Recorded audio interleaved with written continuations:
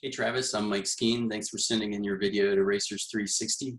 I love PittRace. Really awesome that you get to run there a lot. I think I'll be up there maybe once this year, but it's an awesome place to go. So let's go ahead and dive right in, see what we can find for you. I saw your notes on, wanting to figure out how to manage tires a little bit better. I think we can certainly do that. I see a couple areas where that can be improved.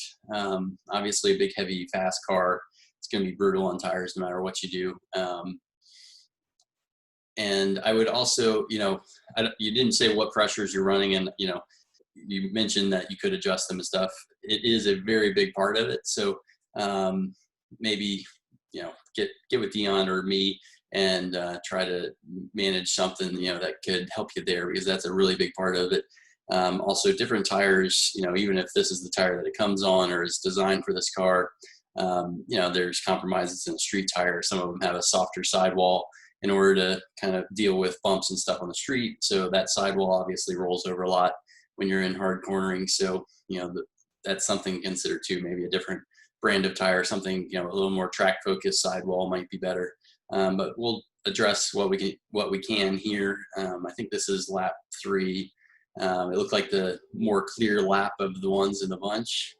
So let's go ahead and dive in and see what we can find for you for time there. Into 1 looks pretty good, although I would note that the brake pressure could probably be a little bit higher, especially on this uphill portion.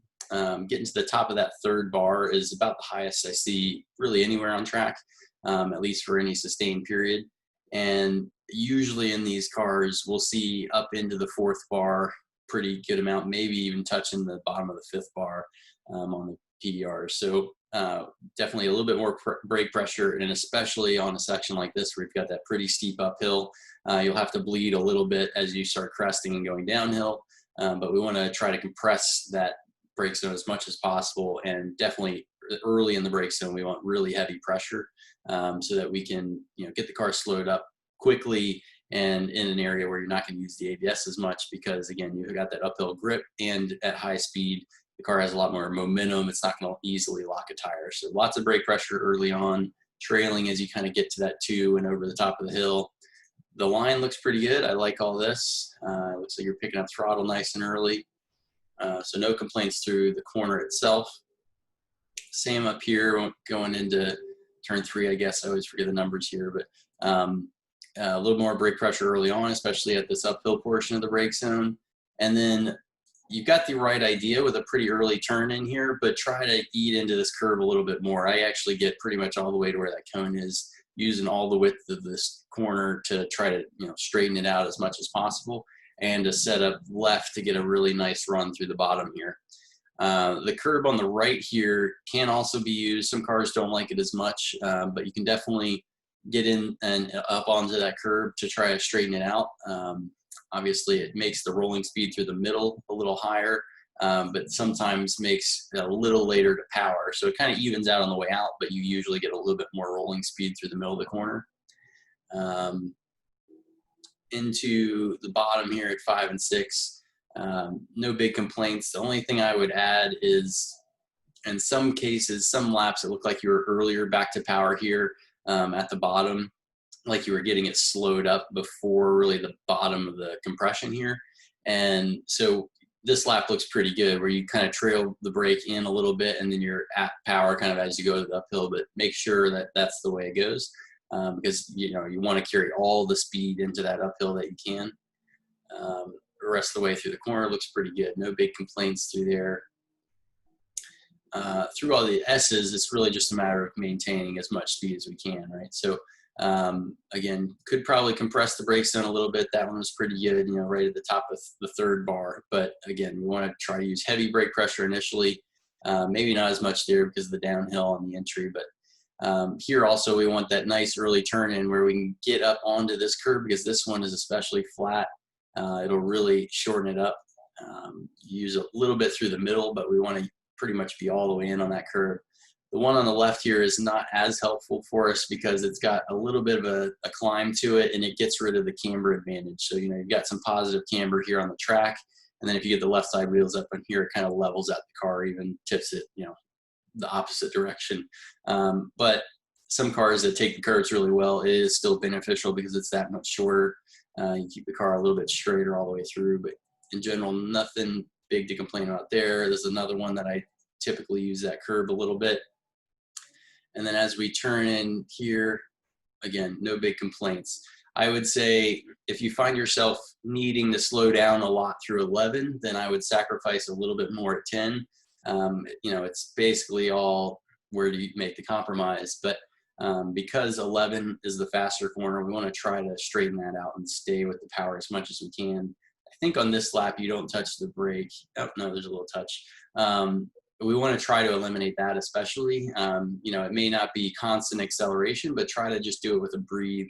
And again, moving the weight more quickly will make that, you know, the nose kind of bite as you move the weight to the front, and it'll turn in rather than kind of lazy on, lazy off.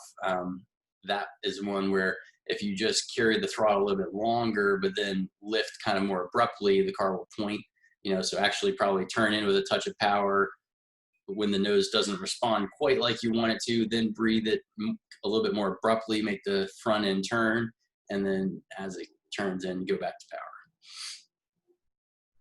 And so this corner and 17 are the ones that I noticed the most probably front tire abuse, and that's because you're braking a little too late for how much you're trying to trail into the corner. So if you use a little more, like you could use the same initial brake point if you use more brake pressure early in the brake zone, but then as you get in towards the turn in, you need to be trailing off a little bit, not completely off, but the heavy slowing of the car needs to be done more in a straight line. And a lot of times you're still carrying a fair amount of brake. You can see here, you know, 2-bar into, you know, and past the turn in. Here, now you can really hear that front tire screeching, and you're getting a lot of steering angle in here at 115 and just creating understeer there, 150s, you know, in steering angles. So, and then you really come off real quick and right back to the throttle. And we want to make the car turn more efficiently for us so that we can, you know, one, not abuse that front tire, but also get it to turn so that we can get it straight for the exit and back to power. So what that should look like is here, kind of before that turn-in cone that's just off the left, is where you do that 3-4, you know, bar of brake pressure, and then start coming back down to 2, and then very quickly should be like right in here, should already be back down to probably in the, you know, first bar, and you should be able to get off of it completely before you really start adding more than like, you know, 70, 80 degrees of steering angle. Your final trail of the brake will be somewhere right in here because the car will be pointing into the corner a lot more effectively. You know, it should be where right side tires are kind of right along in here rather than pushing out wide.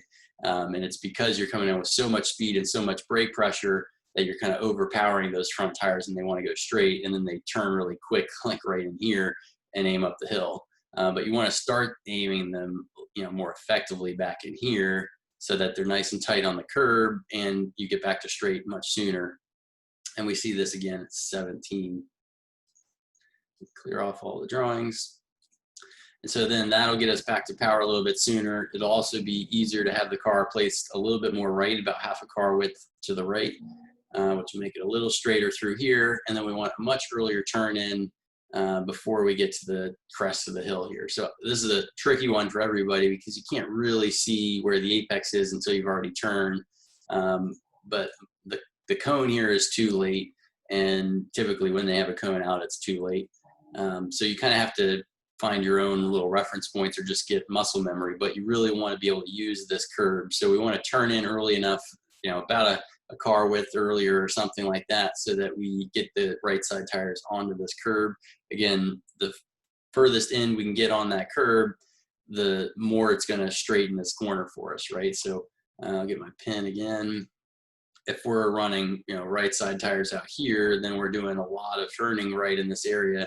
Whereas if we turn in a little earlier and have right side tires somewhere in there, well, that's a terrible drawing, but it makes the car more straight. It would be actually more like that or something, but you know, it makes the car more straight through the corner, and it gets us back to power sooner, because especially when you've got it nice and tight over here, then from this point out towards the exit is much straighter.